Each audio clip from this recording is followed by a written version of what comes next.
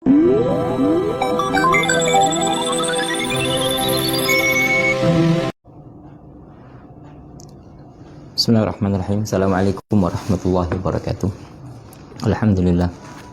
Wassalatu wassalamu ala nabiyyina Muhammadin wa alihi wa sahbihi ajma'in. Allahumma tahhir qulubana adin nifaq.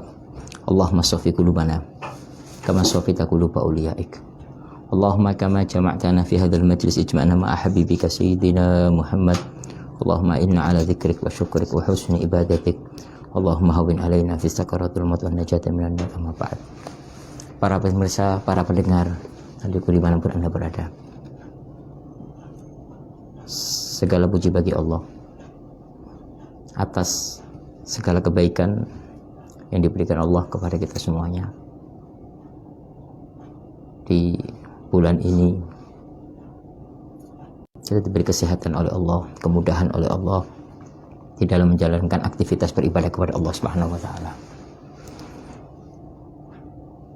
Seseorang jika menjalankan ibadah kepada Allah harus dengan hati yang didasari dengan cinta kepada Allah, bukan dengan hawa nafsu atau keterpaksaan. Memang seseorang tidak mungkin beribadah kepada Allah langsung dengan hati. Karena ada orang berbuat kebaikan tapi dengan cara yang jelek, bukan mengantarkan untuk mendapatkan pahala dari Allah Subhanahu wa taala, tapi akan mengantarkan sesuatu yang tidak diridhoi oleh Allah Subhanahu wa taala. Makanya kebaikan apapun yang kita lakukan harus didasari dengan cinta kepada Allah Subhanahu wa taala. Maka yang terjadi di dalam ibadah kita ada keterpaksaan, ya, sehingga tidak akan bisa menyambungkan kita kepada Allah Subhanahu wa taala. Memang orang yang awal beribadah kepada Allah ini dibutuhkan untuk pemaksaan diri, ya. Di saat ingin sholat zuhur, kadang malas berjamaah dipaksa. Sholat asar seterusnya. Nah, begitu juga ibadah-ibadah yang lainnya. Nah, ini nanti sampai dia menjadikan ibadah itu adalah kebutuhan atau hobi, yang mana jika dia tidak melakukannya akan merasakan sesuatu yang hilang, merasakan kegalauan, merasakan sesuatu yang tidak mengenakkan. Nah, ini dia berharap untuk bisa berbuat kebaikan dari beribadah kepada Allah Subhanahu wa taala secara terus menerus. Nah, ini. Nah, kemudian beribadah kepada Allah dengan ilmu, ya, harus didasari dengan ilmu, bukan dengan hawa nafsu. Sesuatu yang salah orang memandang kalau ibadahnya banyak, pahalanya banyak. Belum tentu. Ada ibadah yang sedikit tapi pahalanya banyak. Tapi ada juga yang ibadahnya sedikit tapi pahalanya ibadahnya banyak tapi pahalanya sedikit.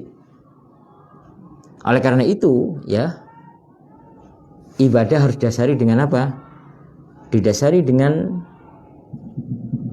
ilmu, didasari dengan cinta kepada Allah, tidak boleh dengan dasari hawa nafsu. Nah, ini. Dan di dalam agama Allah memberikan kemudahan.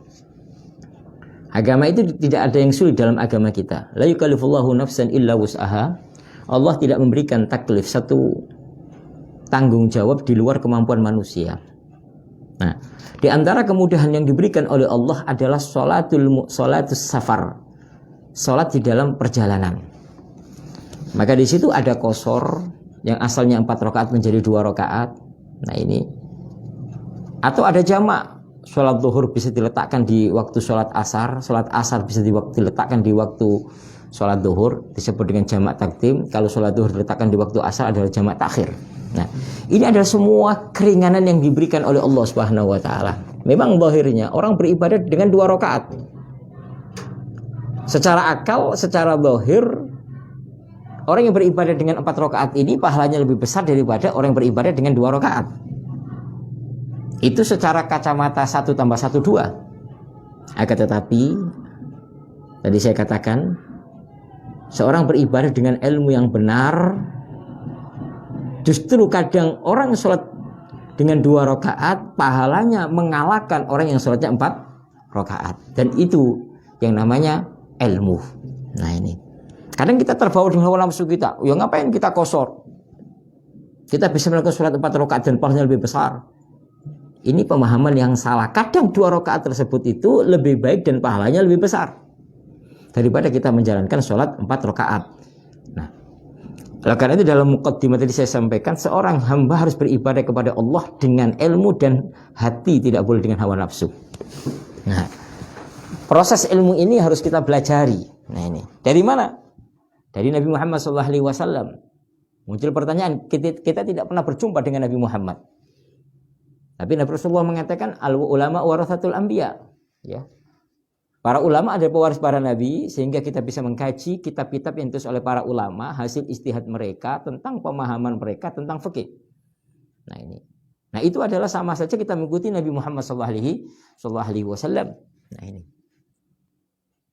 Makna yang sangat luas di dalam memahami fikih. Maka muncullah para ulama-ulama dari para mujtahidun yang jumlahnya lebih dari 300 mujtahid, hanya saja yang bisa kita ikuti 4 madhab karena terbukukan dengan aman dan sampai kita dengan tawatur. Nah, ini. Kembali pada pembahasan yang saya sampaikan tadi, ada yang berupa keringan itu sholatus safar yang kita bahas pada kesempatan kali ini. Soal di dalam perjalanan ada keringanan yang namanya qasar, yaitu 4 rakaat menjadi 2 rakaat. Ditegaskan oleh Allah dalam ayat Quran, "Wa ma ja'ala 'alaikum fid dini min haraj." Aku tidak jadikan di dalam agama satu-satu yang sulit. Di dalam agama sesuatu yang mencapaikan atau yang menyulitkan kamu sehingga kamu tidak mampu untuk menjalankan, enggak ada. Nah, ini. Makanya Rasulullah SAW dalam beberapa hadis beliau bersabda, "Bu'ithu bil hanafiyati samha." Aku diutus dengan membawa satu kemudahan. Nah, oleh karena itu sholat qasar 4 rakaat dijadikan 2 rakaat ini adalah rukhsah, keringanan yang diberikan oleh Allah kepada musafirun. Nah, ini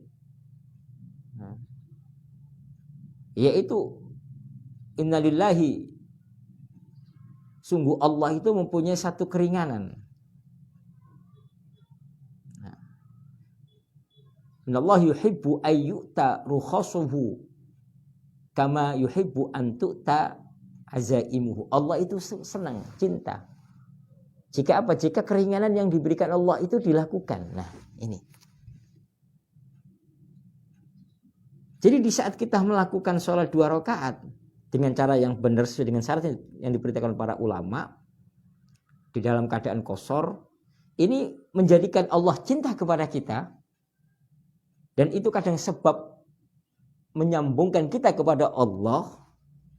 Maka dalam hadis, innallaha yuhibbu, Allah cinta, Allah sayang kepada hamba-hamba yang melakukan keringanan-keringanan yang diberikan oleh Allah kepadanya. Di antaranya adalah mengqasar sholat. Maka para ulama mengatakan, jika Anda mengqasar sholat di dalam perjalanan, maka Anda akan mendapatkan 2 pahala.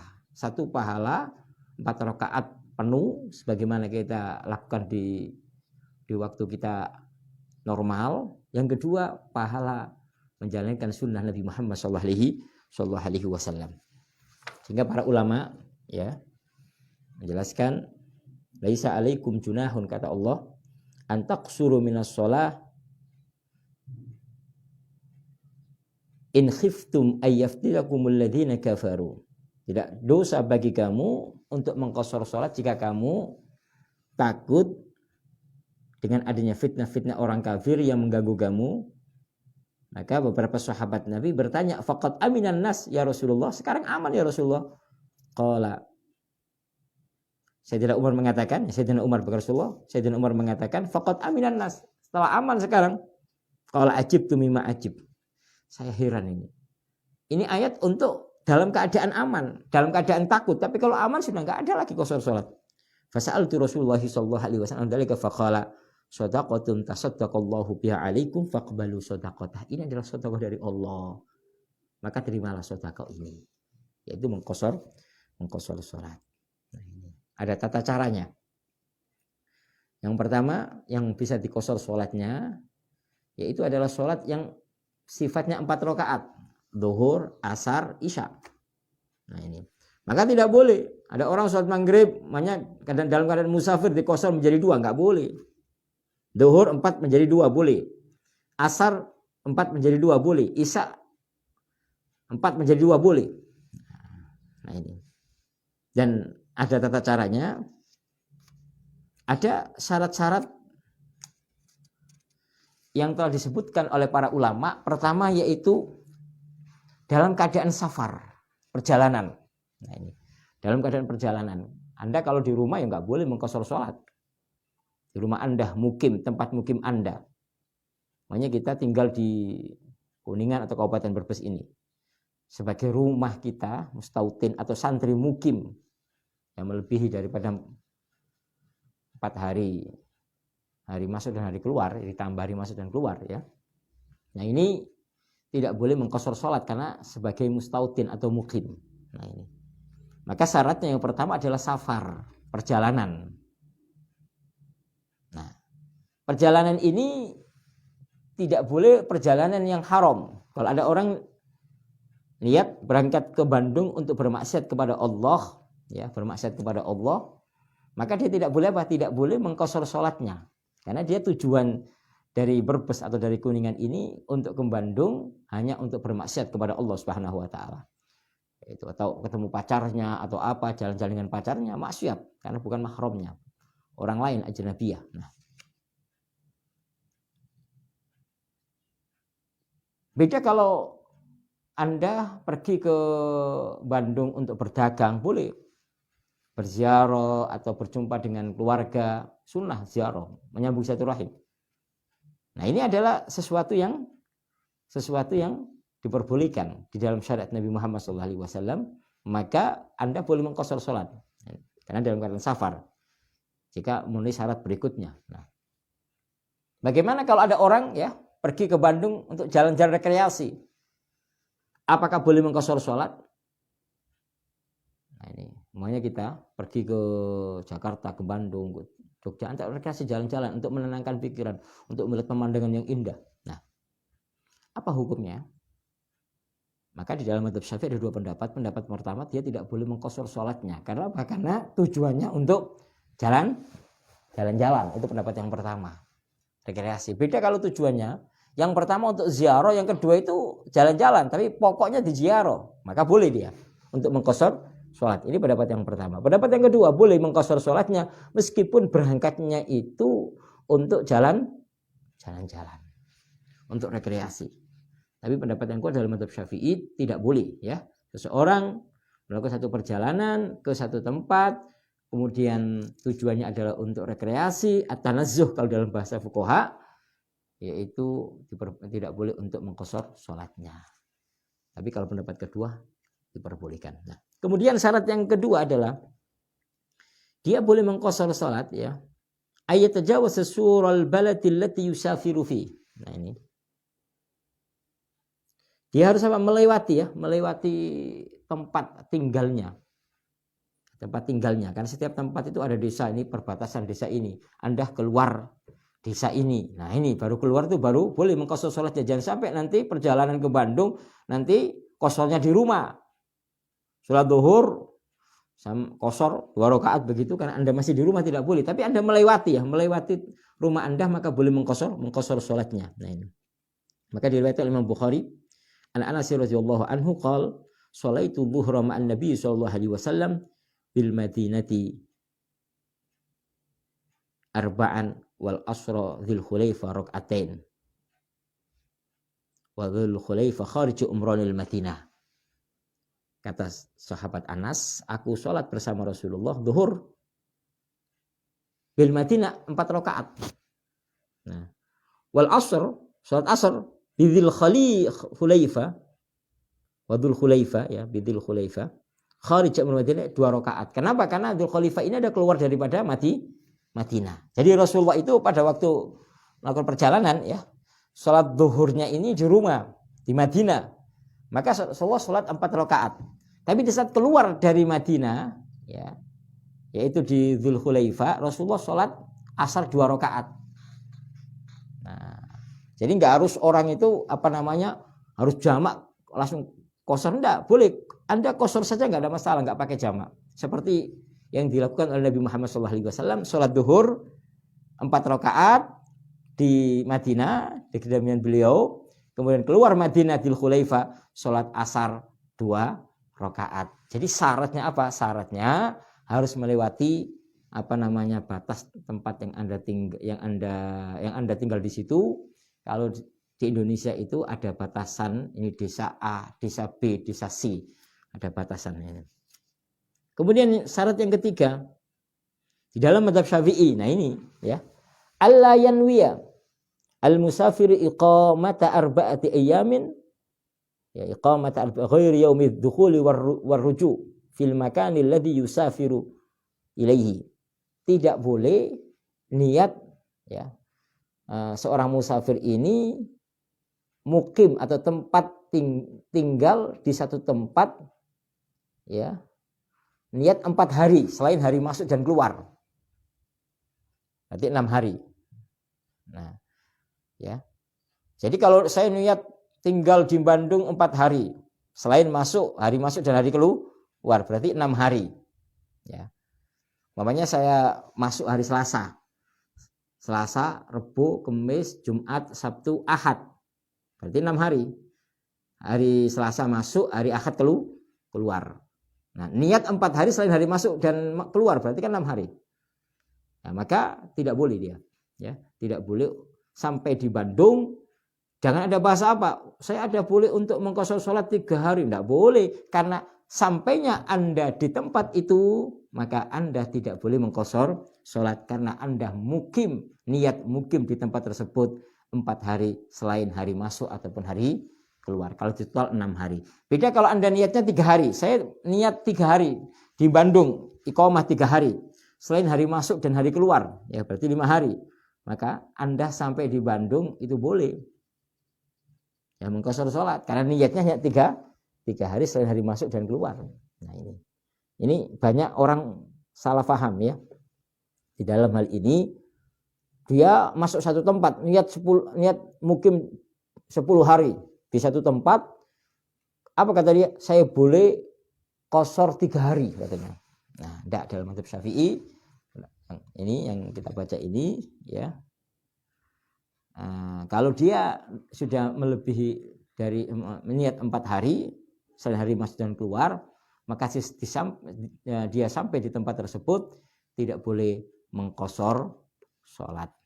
Kemudian, nah ini sesuai dengan ya, diriwayatkan dari Abu Dawud ya, an Imran bin Husain radhiyallahu anhu, qala ghazaitu ma'a Rasulillah sallallahu alaihi wasallam. Saya berperang bersama Nabi Muhammad sallallahu alaihi wasallam. Kemudian wa syahidtu ma'hul fatah. Saya hadir bersama beliau al-Fatah ya, Fathu Mekah. Fa aqama bi Makkah 18 lailatan. Nah, ini kalau umpamanya kecuali ini hadis ini berbicara tentang apa? Berbicara jika seseorang ya niatnya itu nggak ada ketentuan. Makanya dia ditanya, kamu mau tinggal di mana? Tinggal di Bandung berapa? Ya nggak tahu. Kalau urusan saya selesai, saya pulang. Nah ini maka dia boleh apa? Qashar selama 18 hari. Ya 18 hari. Tapi dengan syarat dia setiap hari itu menyelesaikan urusannya gitu loh. Ya, nggak boleh nggak boleh tidur-tiduran nggak. Tapi di saat selesai hari itu dia pulang gitu loh. Itu namanya tidak ada ketentuan. Tapi dikembalikan kepada penyelesaian pekerjaan. Maka boleh berapa? Boleh 18 hari. Jadi hadis ini ya tadi ya. Ghazaitu ma'a Rasulullah sallallahu alaihi wasallam, aku berperang bersama Nabi Muhammad sallallahu alaihi wasallam, wa syahidtu ma'ul Fatah. Dan hadir di perang Fatah. Fa aqama bi Makkah 18 lailatan. Rasulullah sallallahu alaihi wasallam tinggal di Mekah selama 18 malam. La yusolli illa raqatain. Rasulullah tidak melakukan sholat kecuali 2 rakaat. Nah ini kalau tidak diketahui berapa lama dia tinggal di tempat tersebut. Nah Kemudian ya, syarat yang keempat, nah ini alla yaqtadi bimuqimin. Dia tidak boleh mengikuti imam yang mukim. Contoh, Anda melakukan satu perjalanan ke Bandung. Di tengah jalan Anda ingin sholat asar. Nah, imamnya ini mukim yang menyempurnakan sholat, ya 4 rakaat, maka Anda tidak boleh mengqashar sholat. Kenapa? Karena Anda menjadi makmum daripada apa? Imam yang menyempurnakan sholat, sehingga wajib mengikuti imam. Ini pendapat yang pertama, ya. Ini pendapat yang pertama. Tapi pendapat yang pertama ini, ya, pendapat yang kuat, ya, didasari dengan hadis Rasulullah SAW. Marawu Ahmad bisanadin sahihin an Ibnu Abbas radhiyallahu anhuma annahu su'ila ma balul musafir yusalli raka'ataini idzan farad. Ma balul musafir? Ditanya, ya Rasulullah, jika musafir itu sholat 2 rakaat jika sendirian, ya Rasulullah, gimana itu Rasulullah? Sholat musafir, sholat 2 rakaat jika sendiri. Wa arba'an idza tamma bimuqim. Ya. Kemudian kalau umpamanya dia mengikuti imam yang mukim, maka sholat 4 rakaat. Apa jawaban Nabi Muhammad SAW? Tilka hiya sunnah. Itu adalah sunnah Rasulullah SAW. Atas dasar inilah di dalam mazhab Syafi'i, jika seseorang yang musafir ini mengikuti, ya, imam yang mukim, maka tidak boleh sholat qashar, melainkan menyempurnakan sholatnya, yaitu 4 rakaat. Nah, wajah fi hadis Imran radhiyallahu anhu sabiq yaquli ahlul Madinah sallu arba'an fa innana qaumun safar. Wahai kaum, kamu sholat 4 rakaat. Rasul jadi imam. Nah, kami ini sholat 2 rakaat. Kami ini kaum yang musafir. Pendapat yang kedua, ya, boleh sholat 2 rakaat meskipun memakai imam yang menyempurnakan sholat.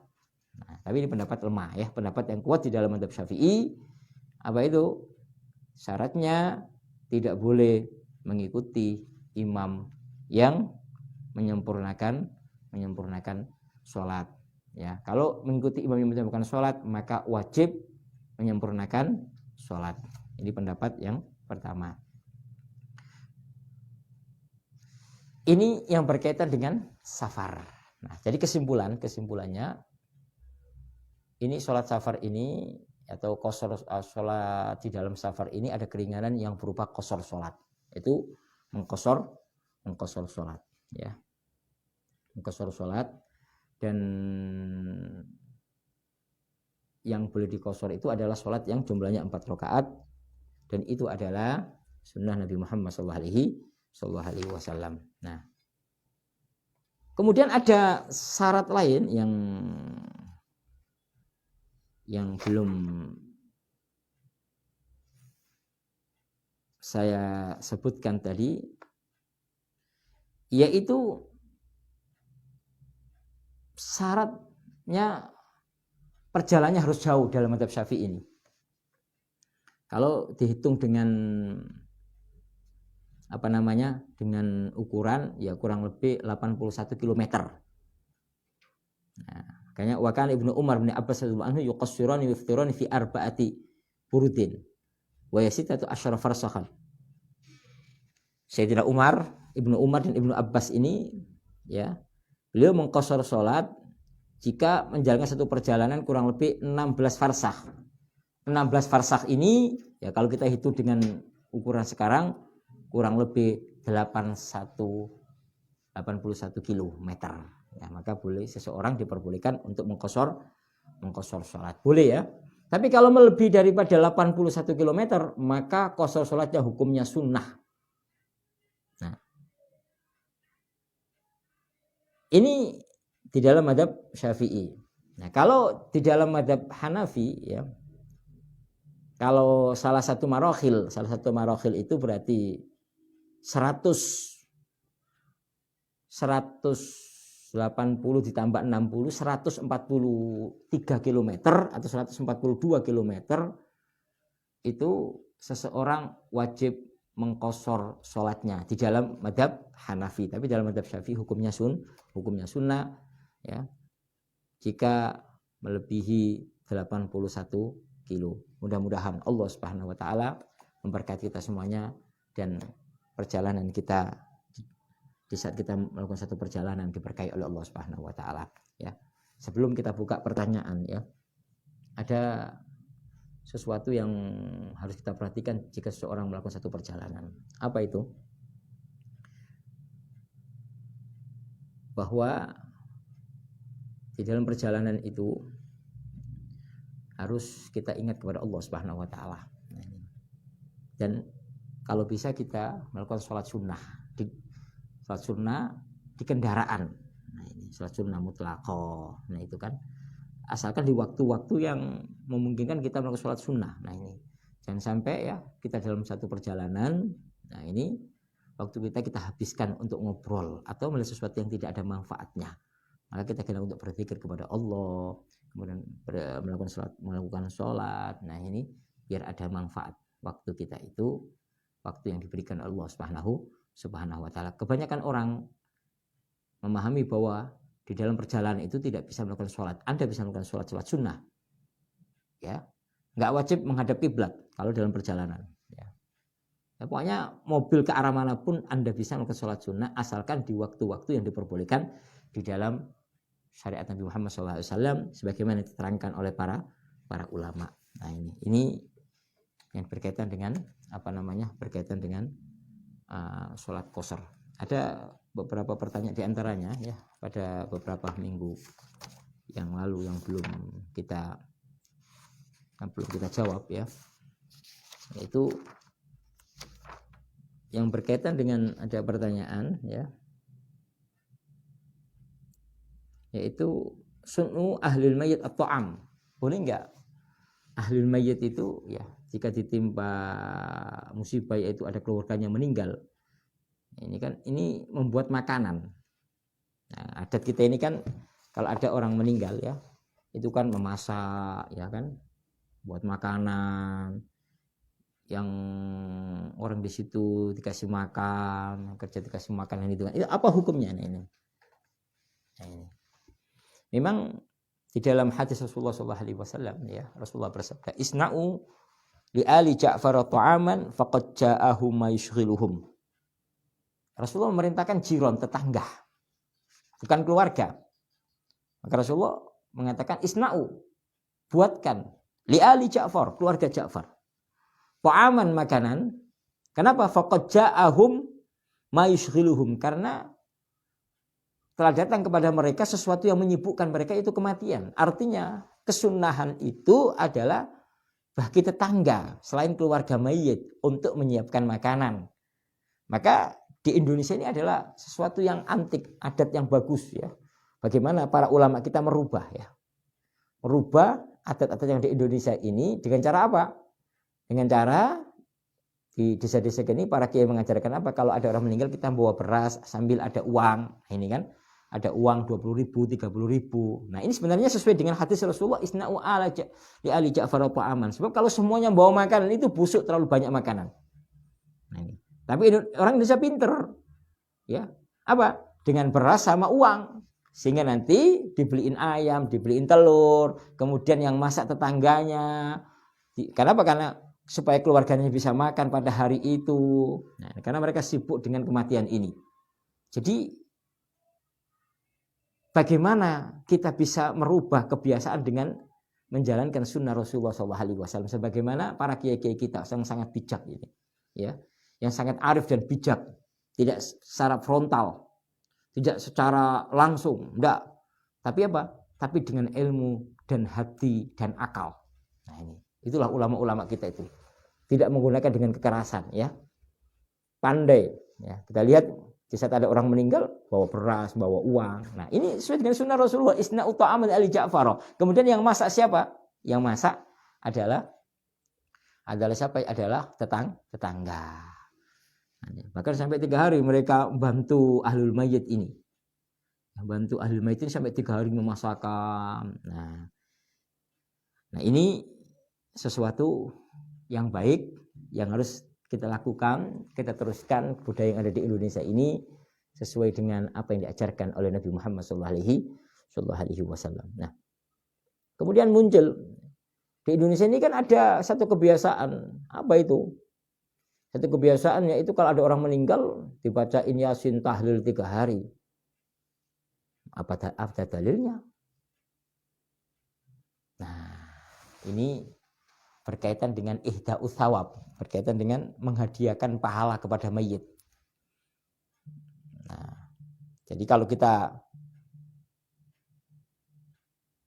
melihat sabda Rasulullah SAW, idza mata ibnu Adam in qata amaluhu illa min thalath, sadaqatin jariyatin aw ilmin yuntafa'u bihi aw waladin shalih yad'ulah. Jika anak Adam ini meninggal, ya, maka semuanya putus amalnya kecuali 3 sedekah jariyah.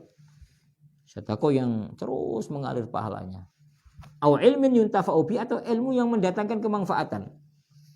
Ya, ilmu yang mendatangkan kemanfaatan. Aw amalin aw waladin shalih yad'ulah, anak saleh yang mendoakan. Nah, di saat anak soleh itu membaca Al-Quran, baca ini atau ngajak orang pahalanya diberikan kepada mayit, boleh-boleh saja. Di sini awalatin soleh yad'ulah, mendoakan. Jadi ini boleh. Dalam Al-Quran jelas. Ladina sabaquna bil iman, kan itu. Yang mendahului kita doakan itu. Dan itu sampai. Nah ini. Rasulullah mendoakan ahli kubur, mendoakan ini, mendoakan itu.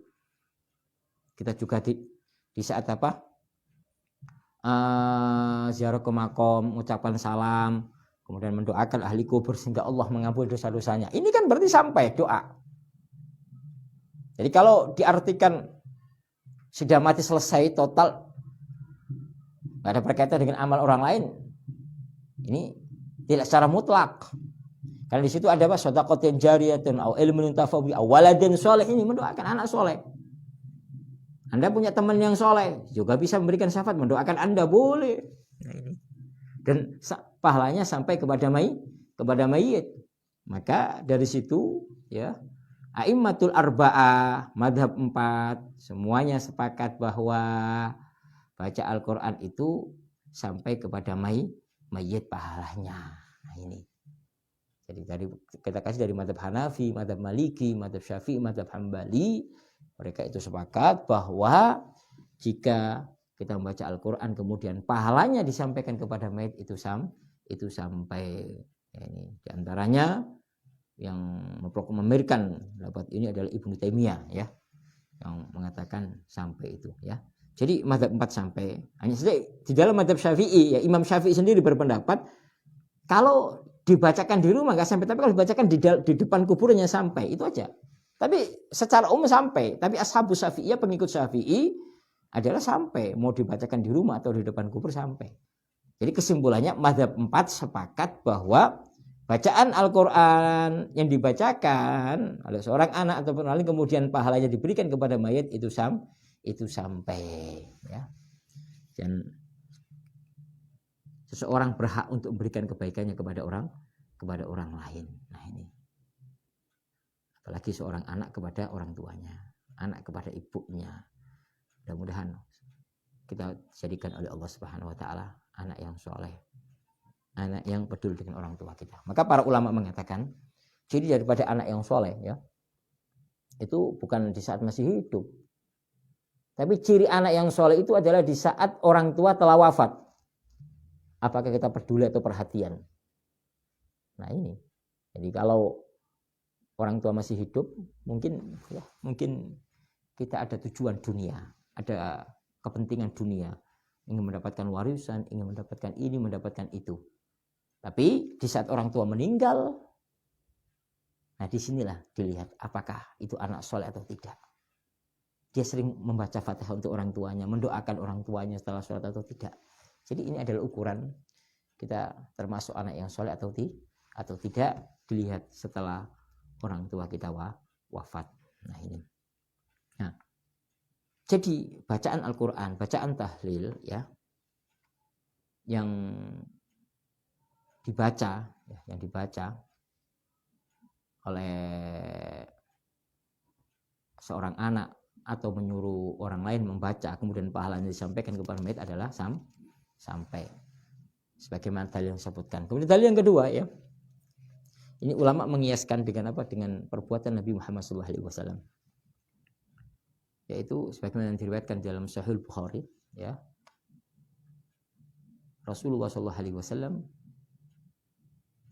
satu ketika melakukan satu perjalanan ya, kemudian berhenti di satu perkampungan. Di situ ada 2 kuburan. Di situ ada beberapa kubur, kemudian ada 2 kuburan ini disiksa oleh Allah. Rasulullah berhenti di situ. Para sahabat Nabi bertanya, "Ya Rasulullah, kenapa kau berhenti? Ada apa?" Maka Rasulullah menjawab, "Ini 2 kuburan disiksa oleh Allah. Mereka tidak melakukan dosa besar. Salah satunya yaitu tidak bisa salah satunya itu kalau istinja tidak dengan cara yang benar. Istinja dengan tidak cara yang benar, belum sempurna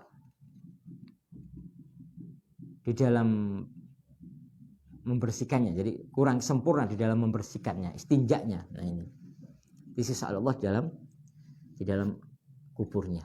Nah, kemudian Rasulullah SAW memerintahkan para sahabat Nabi, beberapa sahabat Nabi untuk mencari pelapa kurma. Lalu pelapa kurma tersebut itu ditancapkan di atas kuburan, menimbulkan pertanyaan lagi kepada para sahabat Nabi. Ya. Maka para sahabat Nabi bertanya, "Ya Rasulullah, ini untuk apa pelapa kurma kau tancapkan di atas kuburan?" Apa jawaban Nabi Muhammad SAW? "Selama pelapa kurma ini masih basah, maka akan meringankan siksaan orang yang ada di dalam kubur ini." Maka para kiai sekarang mengajarkan kita, karena di Indonesia tidak ada pelapa kurma, sehingga kita membawa kembang. Ini dilakukan oleh Nabi Muhammad SAW. Makanya jangan suudzon kepada para ulama ya. Kalau kita tidak tahu dalilnya, ya jangan suudzon. Mereka melakukan sesuatu pakai dalil. Nah, ini. Kalau ada orang mengatakan ini kan khusus untuk Nabi Muhammad SAW, ya, bukan untuk umatnya. Maka para ulama usul mengatakan khusus untuk Nabi Muhammad ini membutuhkan dalil kekhususiyah, dalil khusus untuk Nabi Muhammad. Dan di sini tidak ada dalil untuk khusus Nabi Muhammad. Seperti para ulama memberikan contoh ya, para ulama memberikan contoh ya, yang khusus untuk Nabi Muhammad itu saumul wisol, itu menyambungkan puasa di siang sampai malam disambung, nggak buka-buka. Nah ini khusus untuk Nabi Muhammad. Kan ada dalil khusus untuk Nabi Muhammad. Di saat ada beberapa sahabat Nabi menyambungkan puasanya, ngikutin Rasulullah, ditegur oleh Nabi Muhammad. Rasulullah mengatakan apa? Yud'imuni Rabbi wa yusqini. Allah memberi makan aku dan Allah memberi minum aku. Nah, ini ada dalil khususnya. Nah kasus yang kita jelaskan tadi itu tidak ada dalil khususnya untuk Rasulullah. Maka untuk umum boleh melakukan itu. Sehingga para kiai kita mengajarkan kita kalau kita datang ke kuburan, bahwa kembang diletakkan di atas kuburan dan akan meringankan siksaan orang yang di dalam kubur tersebut jika disiksa oleh Allah Subhanahu wa taala. Nah, apa kaitannya dengan pembahasan kita? Maka ulama hadis ya, Al-Qadiyat mengatakan apa? Ini saja pelapa kurma saja bisa meringankan siksaan orang ada dalam kubur, apalagi bacaan Al-Quran. Wa huwa a'dzam, itu lebih agung dan lebih mulia daripada pelapa kurma ini. Nah, ini dalilnya. Jadi bisa meringankan ya. Memberikan manfaat pada mayit tersebut. Nah, ini itu dalil yang kedua. Kemudian ya,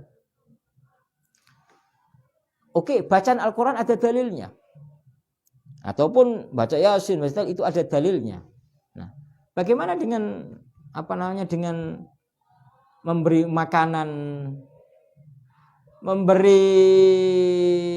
makanan kepada siapa? Memberi makanan kepada orang-orang yang membaca tahlil, membaca Yasin, membaca Al-Quran. Apakah itu dilakukan oleh Rasulullah SAW? Jawabannya sangat mudah sekali, ya. Ada di dalam hadis yang diriwayatkan oleh Imam Muslim, ada seorang wanita, yang mana seorang wanita ini, ya, ditinggal oleh ibunya, yang mana ibunya meninggalkan harta benda banyak.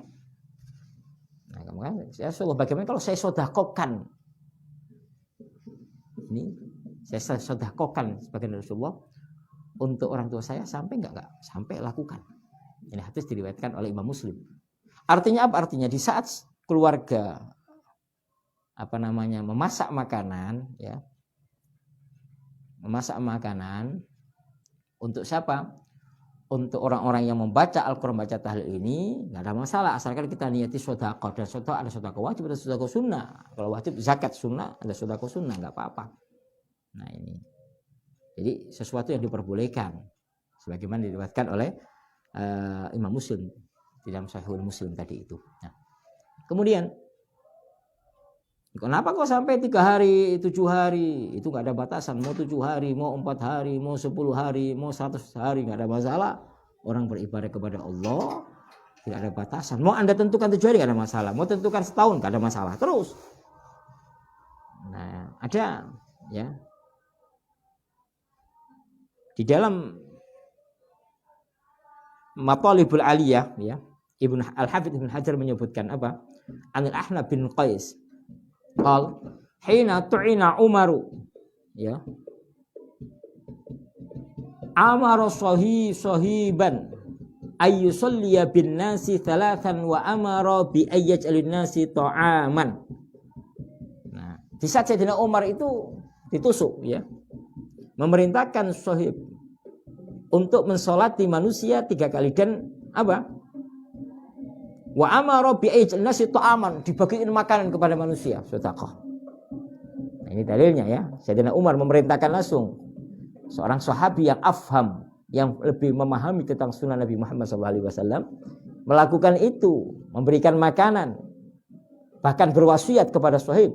Nah ini, ada salah satu tabi'in, yaitu Tawus, mengatakan qala innal mauta yuftanuna fi kuburihim sab'an wa istahibbuna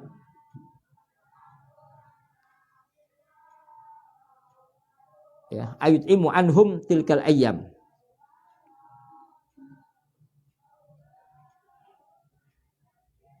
Jadi kata Tawus, mayit itu, ya, di saat meninggal itu difitnah fi kuburum sab'an 7.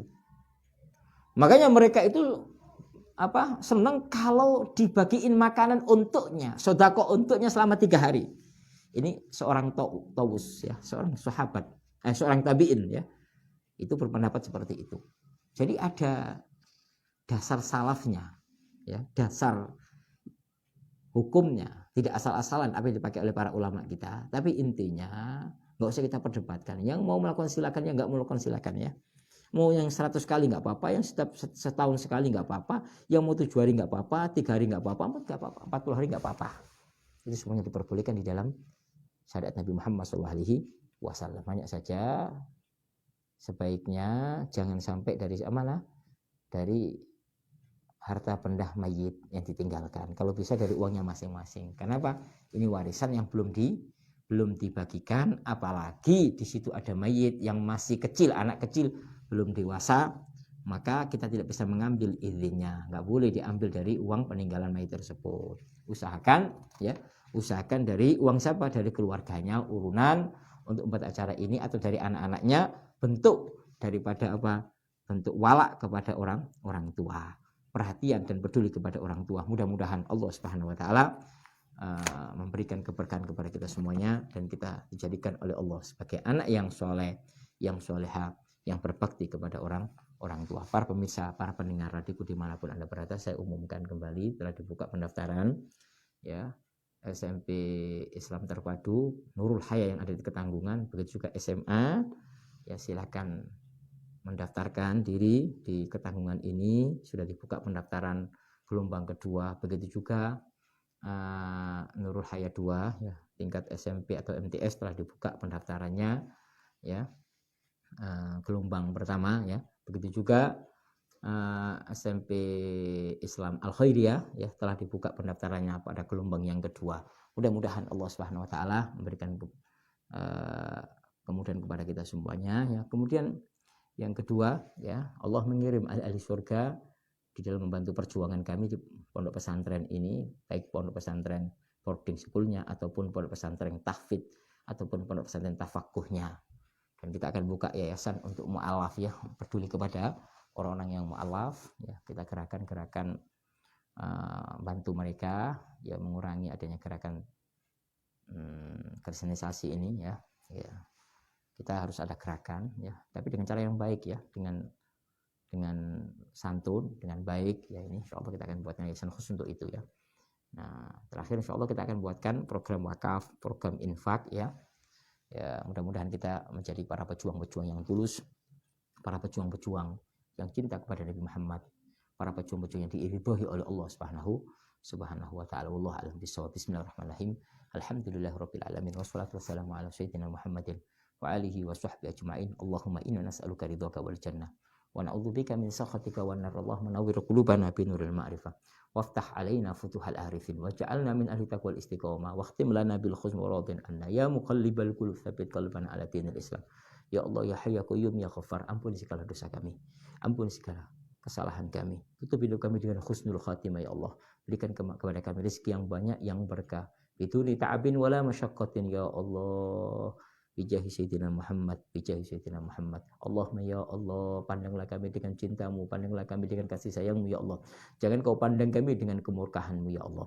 Allahumma ya Allah, kabulkan hajat-hajat kami, baik hajat dunia ataupun hajat akhirat kami ya Allah. Mudahkan urusan pondok pesantren kami.